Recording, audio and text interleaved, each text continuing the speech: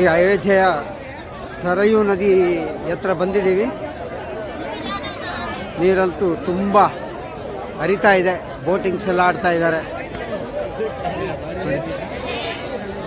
ತುಂಬ ದೊಡ್ಡ ನದಿ. ಅಲ್ಲೇ ಬ್ರಿಡ್ಜ್ಗಳು, ಒಂದು ರೈಲ್ವೆ ಬ್ರಿಡ್ಜು, ದೂರದಲ್ಲಿ ಒಂದು ರೈಲ್ವೆ ಬ್ರಿಡ್ಜ್ ಕಾಣ್ತಾ ಇದೆ ನೋಡಿ. ರೈಲ್ವೆ ಬ್ರಿಡ್ಜ್ ಅದಕ್ಕಿಂತ ದೂರ ವಾಹನಗಳು ಓಡಾಡಲಿಕ್ಕೆ. ಮುಖ್ಯ ರಸ್ತೆ ಹೇಗಿದೆ ಅಂತೇಳಿ ನೋಡಿ. ಎಲ್ಲೆಲ್ಲೋ ದೀಪಗಳ ಸಾಲು. ತುಂಬ ಚಳಿ.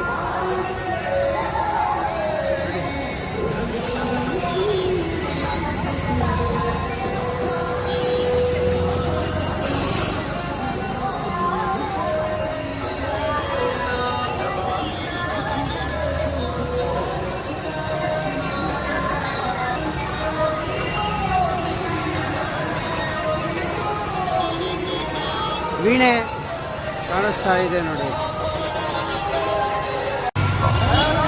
ಪ್ರಭು ಶ್ರೀರಾಮಚಂದ್ರನ ದೇವಸ್ಥಾನಕ್ಕೆ ಹೋಗ್ತಾ ಇದ್ದೀವಿ. ನಾವು ಹೋಗುವಂಥ ರಸ್ತೆ ನೋಡಿ, ಎಷ್ಟು ಜನಗಳು ತುಂಬಿ ತುಳುಕ್ತಾ ಇದ್ದಾರೆ.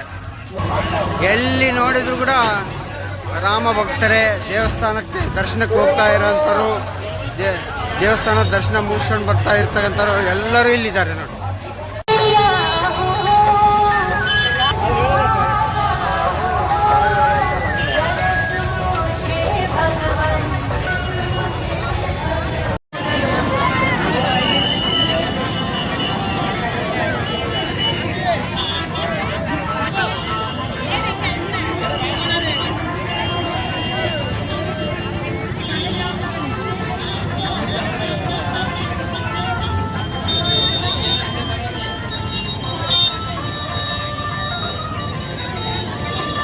ಅದು ಎಂಥ ಹಳೇ ಕಟ್ಟಡ ಹೇಗಿದೆ. ಬಜರಂಗಿಗಳು. ಈ ಕಟ್ಟಡಗಳನ್ನು ನೋಡ್ತಾ ಇದ್ರೆ ಆಗಿನ ಅಯೋಧ್ಯೆ ನೆನಪಿಗೆ ಬರುತ್ತೆ ನೋಡಿ. ರಸ್ತೆ ಉದ್ದಕ್ಕೂ ಈ ಥರ ಸಾಂಸ್ಕೃತಿಕ ಕಾರ್ಯಕ್ರಮಗಳ ನೀಡೋ ಅಂತ ನಮ್ಗೆ ಕಾಣಿಸಿರ್ತಾರೆ ನೋಡಿ. ಆಗಿನ ಅಯೋಧ್ಯೆಯನ್ನು ನೆನಪಿಗೆ ತರುತ್ತಿದೆಯಲ್ಲ ನೋಡಿ. ಹನುಮನ ರಥಯಾತ್ರೆ ಬರ್ತಾ ಇದೆ. ಹನುಮನ ಯಾತ್ರೆ. ಪ್ರಭು ಶ್ರೀರಾಮಚಂದ್ರ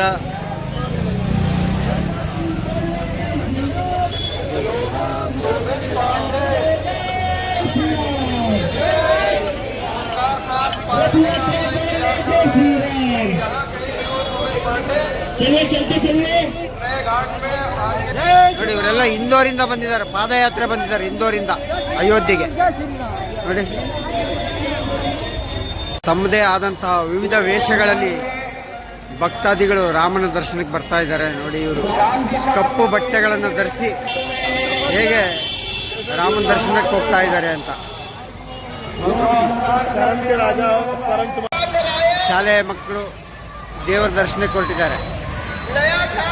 ಜೈ ಶ್ರೀರಾಮ್ ಘೋಷಣೆ ಕೂಗ್ತಾ ಶಾಲಾ ಮಕ್ಕಳು ಹೋಗ್ತಾ ಇದ್ದಾರೆ.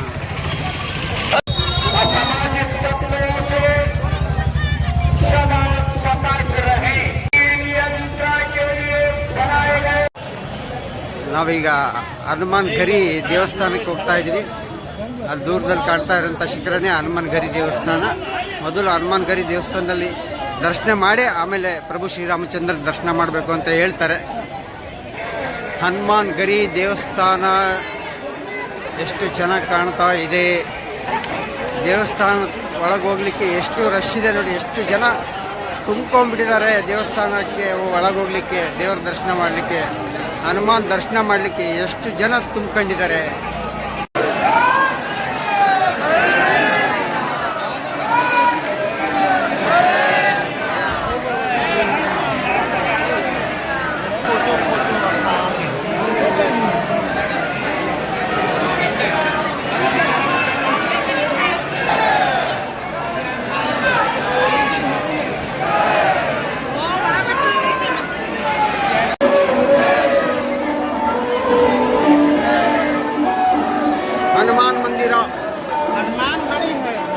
हनुमान गरी है।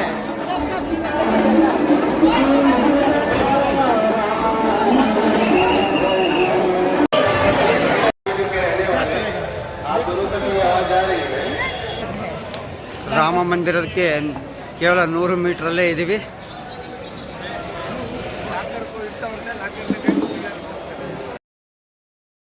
ಭವ್ಯವಾದ ಶ್ರೀರಾಮ ಮಂದಿರದ ಒಳಗಡೆ ನಾವು ಹೋಗ್ತಾ ಇದ್ದೀವಿ. ಈಗ ಶ್ರೀರಾಮ ಚಂದ್ರನ ದರ್ಶನ ಆಗ್ತಾ ಇದೆ ನಮಗೆ. ಎಲ್ಲರೂ ಕೈ ಮುಗಿಯೋಣ. ಜೈ ಶ್ರೀರಾಮ್.